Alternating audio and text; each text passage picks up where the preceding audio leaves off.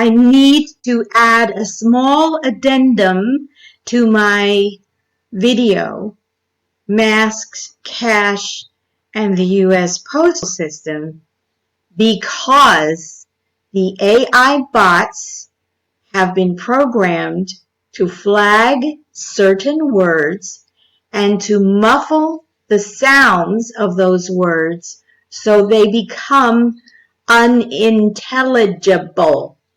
So while you're watching my longer video, pay attention to where it appears that my voice is dropping. It is not dropping. The AI bots are intentionally muffling the sound so you can't understand the words debit card or credit card. That's it. Listen up. Hello, everyone. Special shout out to my fellow American citizens. My name is Annie Salas, and I want to share an interesting experience that I had just a few minutes ago here in the city of Philadelphia. And remember that Philadelphia is one of the founding citizens of the United States of America and our republic that declared its independence from monarchy. I went to the post office this morning. I had a simple errand to run. I was actually mailing some packages for a friend. And although I had my personal debit cards with me, my friend had given me cash to take care of this transaction for them.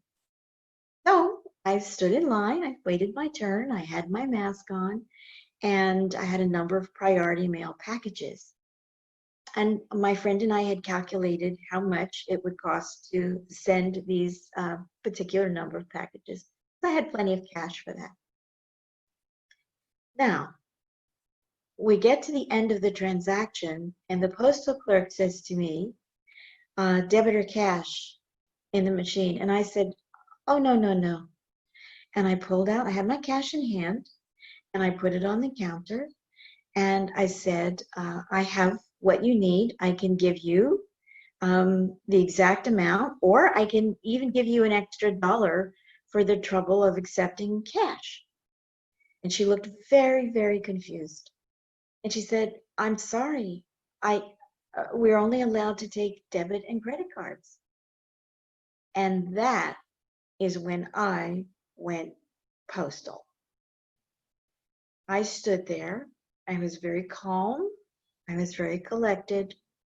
And I said to her, well, I am a citizen of the United States of America. I don't know what this government thinks it's going to do or trying to do with this particular maneuver, but this is legal tender in the United States of America, and you cannot deny me a transaction in a government agency when I'm bringing in legal tender as cash. You cannot deny me this transaction. I need a receipt, please. Now, this woman was very confused. I stood my ground. She walked all around, went into the back like, oh my God, what am I going to do? This woman isn't cooperating with the plan. She came out. She said, I said, no, no, dear, please, let's be very clear. This is the United States of America, and this cash that is now on your counter is legal tender. And until you can show me something where cash has been eliminated as legal tender of the United States of America, you don't have any ground to stand on. Can I have my receipt, please? You can write it out by hand if you can't spit it out of your machine. I'm okay with that. I just need a receipt. There are now 15 people behind me, 6 feet apart, in the post office. And I turned around while she was wandering around the post office trying to figure out how to handle the situation. I turned around to everyone standing in line because I was wearing my appropriate mask. And I said to them, pay attention. First, the masks, then the cash. And I just said to the woman, the postal clerk, I was very polite. I didn't call her names. I simply said, this is unacceptable. And I will wait until you give me my receipt. I will stand here and wait. And I said, if you want the revolution to start in the post office, that's fine with me.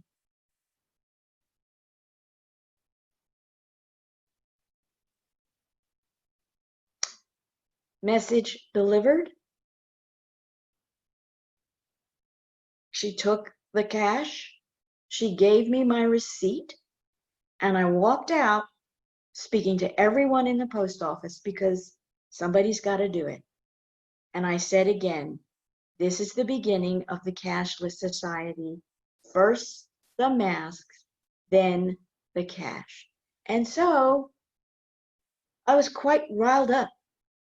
I was quite riled up when I got out of there, but I had handled the situation correctly. And there was no ground for anyone in that post office to stand on denying me a transaction and giving me my receipt and moving those parcels that had to be mailed based on you got to use a debit or. So I'm sharing this with you, and I hope you will share it with everyone you know who is concerned about what is happening in America and to our country. Because this is just another little slippery moment where we are being snookered. And the plan is, let's start with the little things where we can disrupt the use of cash. Now, you may not think this is important, but I can promise you, this is massive. The devil is in the details. And I was happy to start this movement in Philadelphia. So I'm going to ask you to join me in my movement and make sure that you have at least $100 in cash on hand at all times. And that when you're going out to do transactions that are going to cost you less than $100, that you pay cash. And please, most importantly, do not go into the post office and use your debit or credit card. This is one very, very big way that all of us in the United States can fight this system takeover. So I encourage you, because I'm here in Philadelphia, to remember the founding of our nation, the principles on which it is founded, the fact that we have our own currency. It doesn't bear the picture of any monarchy on our currency, although sadly we do have a few racists, and not many of our, I don't think there's one currency, there's one dollar bill in the United States that features a powerful, effective Black leader, which is a shame. But we could change that too if we wanted to. How can we do it? By remembering that the post office belongs to us. So, and shout out to the city of Boston, who kicked off the party by dumping the tea into the river rather than be taxed on it unfairly.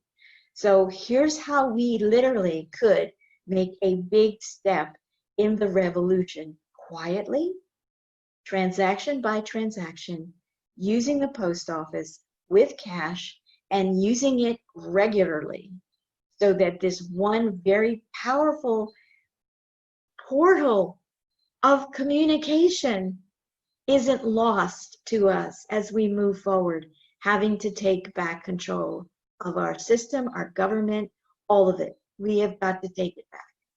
Now, I hate to use that language, but maybe let's say we've got to take it forward, and we've got to preserve what works, and we've got to preserve it with a sense of historic understanding.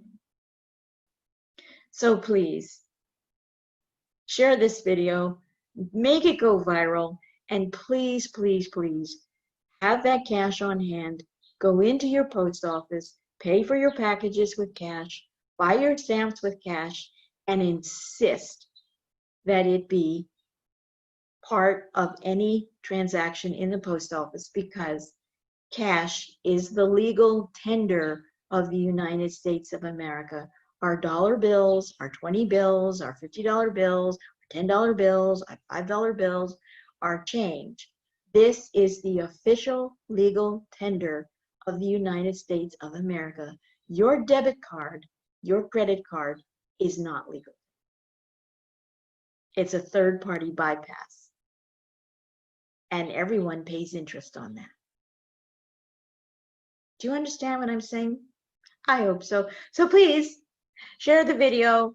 Let's go viral and let's start the revolution in the post.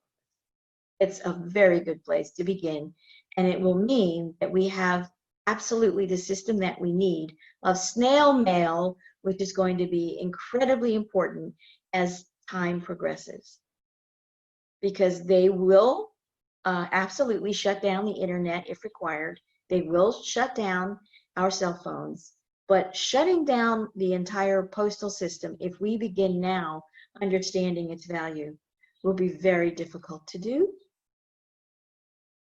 Okay, so maybe it's our 2020 version of the Boston Tea Party.